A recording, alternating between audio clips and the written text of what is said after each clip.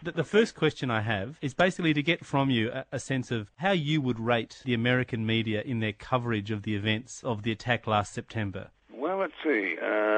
Shamefully is a word that comes to mind.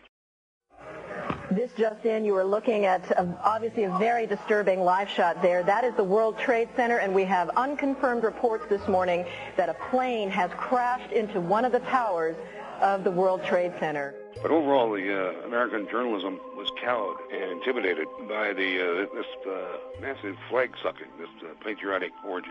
You know, if you criticize the president, it's unpatriotic and there's something wrong with you, you may be a terrorist. So in that sense, Hunter S. Thompson, there's not enough room for dissenting voices? Well, there's plenty of room. There's just not enough people are willing to take the risk.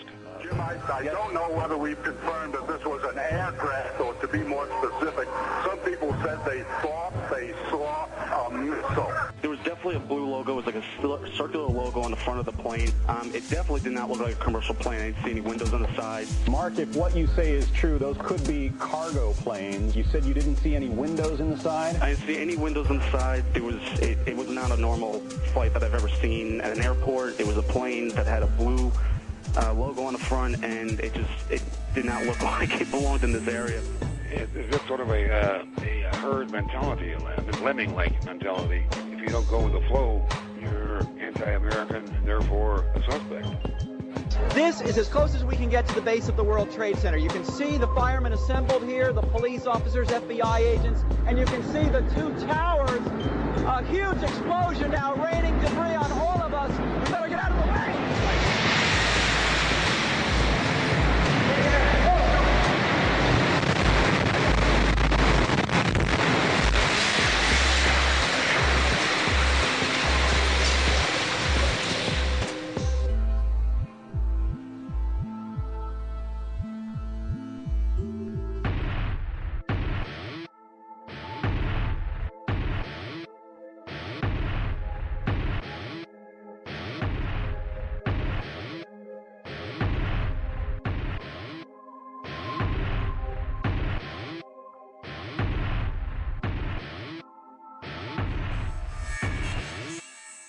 You sort of wonder when something like that happens, well, who stands to benefit? You know, who had the opportunity and the motive?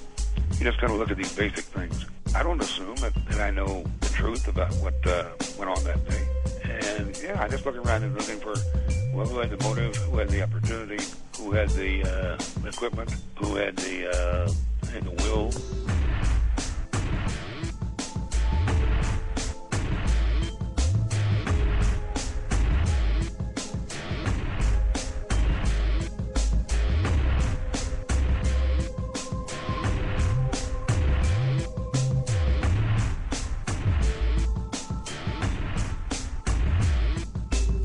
I spent enough time on the inside of the White House and I've been in campaigns, and I've known enough of the people who do these things to know that the public version of the news, of an event, is never really what happened. And these people, I think, are willing to take that even further.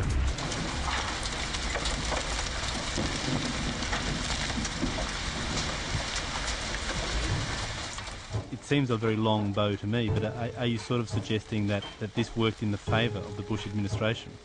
Oh, absolutely. Absolutely.